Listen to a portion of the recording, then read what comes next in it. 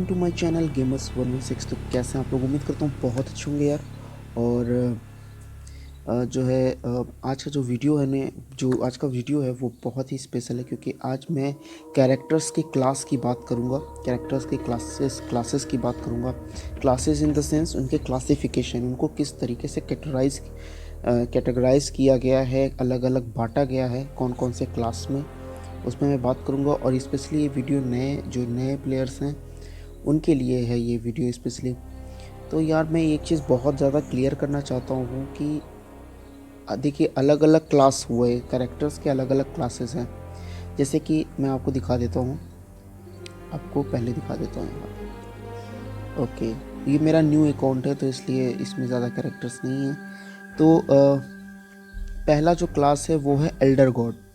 ये जो क्लास है इसमें एल्डर गॉड्स कैरेक्टर्स आते हैं। स्पेशली एल्डर गॉड्स ज़्यादा है नहीं, बहुत लिमिटेड कार्ड्स हैं। आप देख सकते हैं गोल्ड में एल्डर गॉड कैंसी है, बोन शिनॉक है, रेडन हो, और ये शिनॉक के आई थिंक दो हैं।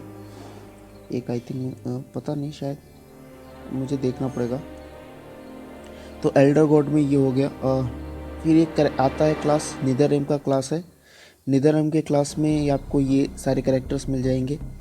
ठीक है, तो आपका एक निदररेम क्लास हो जाता है। फिर एक आपका मार्शल आर्टिस्ट आ जाता है। फिर मार्शल आर्टिस्ट के बाद आपका आ जाता है आउटवर्ड कैरेक्टर्स आ जाते हैं। फिर स्पेक ऑप्स आ जाते हैं, और स्पेक ऑप्स के बाद ये आपके नोमैड आ जाता है। तो नोमैड में आपके जो है सिर्फ एक कैरेक्टर है, वो है रुकिए मैं बता देता हूँ, एक मिनट। नोमैड में एरन ब्लैक है, तो वो भी डायमंड का है, तो उसका कोई वही नहीं है। तो नोमैड में सिर्फ एक कैरेक्टर है ब्लैक ड्रैगन का, एरन ब्लैक, तो उसका कोई वही नहीं। तो नोमैड की बात नहीं कर रहे हैं हम यहाँ पे निदररेम, मार्शल आर्टिस्ट, आउटवर्ड और स्पेक ऑप्स की बात कर रहे हैं। तो क्या होता है कि कभी कभी ज़्यादातर चैलेंजेस में रिक्वायरमेंट आ जाती है कि नहीं, आपका जो टीम होना चाहिए वो मार्शल आर्टिस्ट की टीम से बनना चाहिए, या स्पेक ऑप्स की टीम में बनना चाहिए, या आउटवर्ड टीम बननी चाहिए, या निदररेम के कैरेक्टर से टीम बननी चाहिए। एल्डर गॉड की टीम से नॉर्मली आता नहीं है, लेकिन आ सकता है इन द सेंस, वैसे बनाना चाहिए। तो आपको करना क्या चाहिए, आपका जो मेन फोकस होना चाहिए वो हर एक क्लास से 3 कैरेक्टर्स को अपने कलेक्शन में रखना ज़रूरी है एटलीस्ट। क्योंकि और क्या होता है कि एक क्लास से एक कैरेक्टर को हमेशा पावरफुल बनाइए।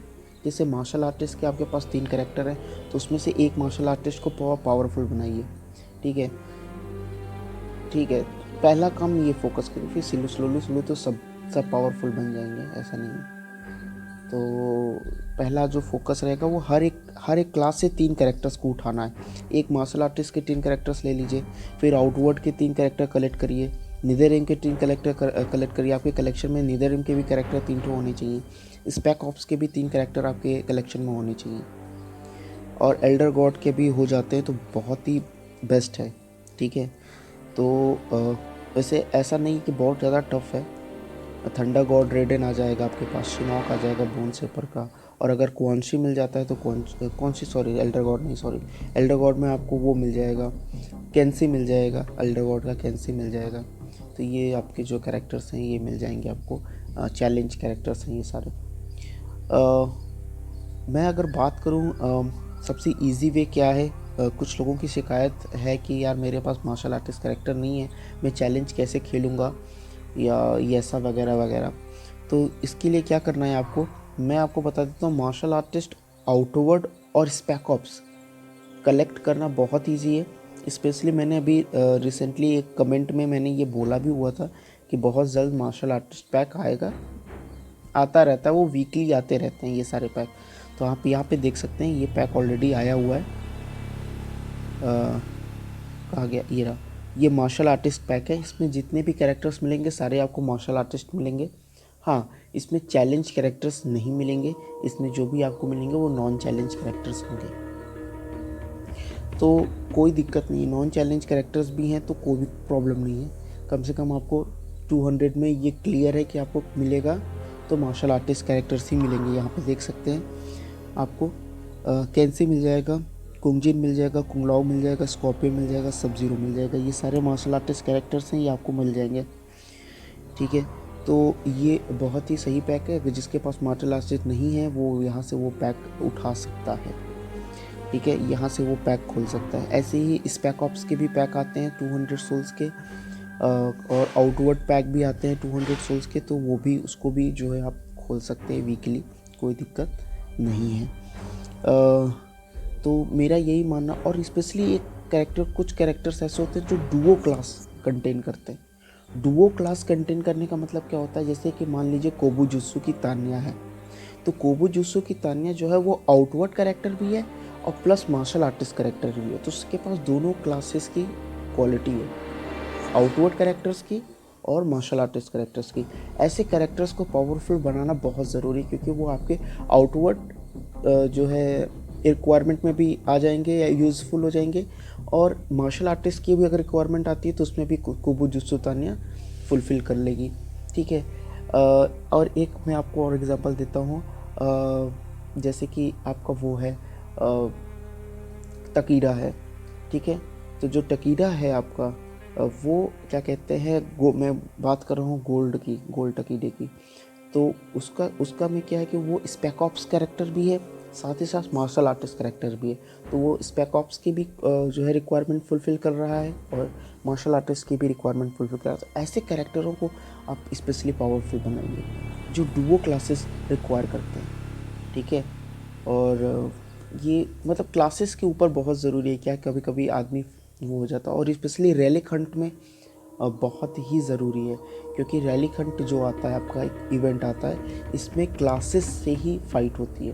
पहला जो टावर होगा उसमें बोल देगा आपको कि जितने भी आपके मार्शल आर्टिस्ट कैरेक्टर हैं आप उनको खिलाइए। सेकंड टावर में कह देगा जितने स्पेक ऑप्स कैरेक्टर हैं आप उनको खिलाइए। थर्ड टावर में बोल देगा कि एल्डर गॉड कैरेक्टरों को खिलाइए या निदर रेम कैरेक्टरों को खिलाइए। और ऐसा नहीं कि बहुत इजी टावर्स होते हैं, बहुत हार्ड टावर होता है। रेलिक हंट इतना इजी नहीं है कि आप फ्रेगमेंट कलेक्ट कर लेंगे शाहरुख खान वाला। ठीक है, तो उसमें थोड़ा वो हार्ड होता है रेलिक हंट, तो इसके लिए आपको हर क्लासेस के एक एक कैरेक्टर्स को, एटलीस्ट एक कैरेक्टर्स को पावरफुल बनाना होगा।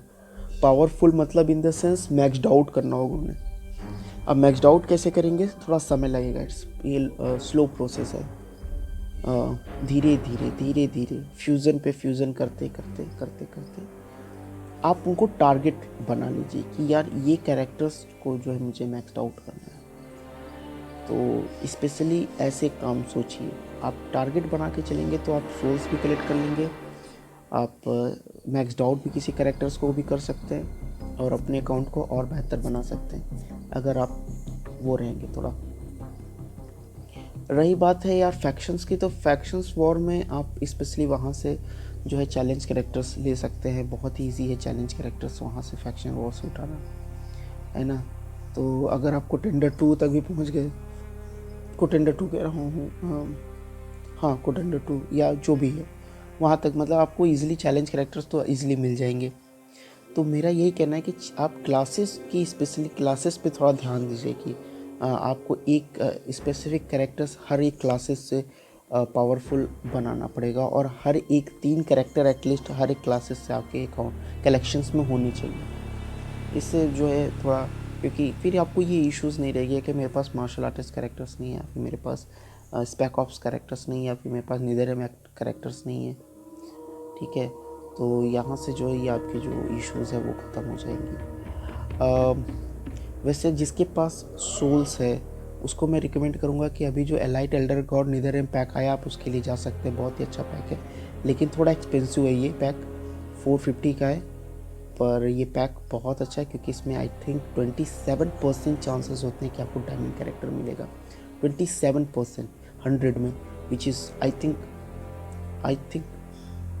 थिंक सबसे सेकंड ऐसा पैक है जिसमें सबसे ज़्यादा चांसेस है आपके डायमंड मिलेगा। सब ये सेकंड पैक है। फर्स्ट पैक के बारे में मैं बात करूँगा जब मैं बेस्ट पैक्स के ऊपर एक वीडियो बनाऊँगा, जिसमें आपको बेहतरीन पैक्स अभी तक के एमके की हिस्ट्री में जितने बेहतरीन पैक्स हैं मैं उन पे जब वीडियो बनाऊँगा तो उसका नाम मैं बताऊँगा ज़रूर।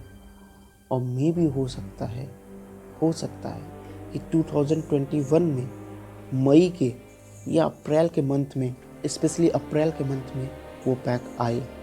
तो उस पर क्योंकि वो साल में एक ही बार पैक आएगा, क्योंकि वो एनिवर्सरी पैक है, ठीक है। तो वो एनिवर्सरी पैक होता है, वो साल में एक बार आता है। तो वो बहुत ही अच्छा पैक है यार, और एनिवर्सरी पैक बहुत बेस्ट पैक है। तो वो साल में एक बार आता है। तो वो अप्रैल के मंथ में पिछले बार आया था, इसी साल आया था, सॉरी इसी साल अप्रैल में आया था। तब मैं खेलता नहीं था मोटर कॉम्बैट। ये बैड लक था मेरा। थोड़ा सा ये पैक एक्सपेंसिव होता है एनिवर्सरी पैक, क्योंकि ये आई थिंक 1300 समथिंग का होता है सोल्स का, रुपीज़ नहीं सोल्स का। 1300 मतलब 1300 सोल्स का अप्रॉक्स होता है ये।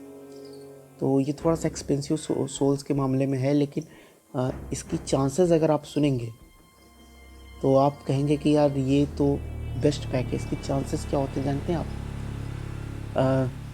100% होते हैं। जी हाँ, 100% चांसेस होते हैं कि आपको डायमंड कैरेक्टर मिलेगा। और मेरे हिसाब से ये बिल्कुल भी एक्सपेंसिव नहीं है। अगर इन द सेंस कि ऑफ़र में आता है एनिवर्सरी पैक, वैसे एनिवर्सरी पैक ऑफ़र में ही आता है आई थिंक ऑफ़र होने के बाद, हाँ ये ऑफ़र होने के बाद 1300 का आता है। ऑफ़र ना होने से आई थिंक ये नियर अबाउट 2000 सोल्स का होता है शायद, मुझे पता नहीं है। पर देखते हैं यार, अगर आएगा भी कि नहीं आएगा ये भी नहीं कह सकते, लेकिन आता है हर साल एनिवर्सरी पैक। तो देखते हैं क्या होता है, इस साल आता है कि नहीं आता है। तो खैर वो बात अलग है, वो सब पैक्स की बातें उसको बाद में बात करेंगे। तो मेन अभी आपका ये फोकस होना चाहिए कि आपको मार्शल आर्टिस्ट कैरेक्टर्स अगर चाहिए तो आप इस पैक के लिए जा सकते हैं, मार्शल आर्टिस्ट पैक के लिए जो 200 सोल्स का है। और अगर कोई भी आपके पास स्पेसिफिक कैरेक्टर्स क्लासेस के होने चाहिए। तो उम्मीद करता हूँ ये वीडियो आपको पसंद आएगा। या बहुत छोटा वीडियो था और रिक्वायरमेंट के हिसाब से मैंने ये वीडियो बनाया था। तो यार आपसे मिलेंगे नेक्स्ट वीडियो में, तब तक के लिए थैंक यू, बाय।